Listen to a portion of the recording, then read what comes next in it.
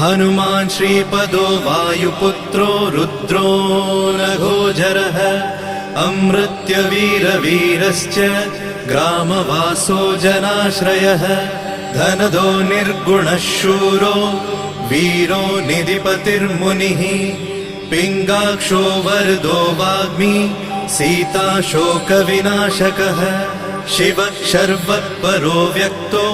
व्यक्ताव्यक्तो धराधरः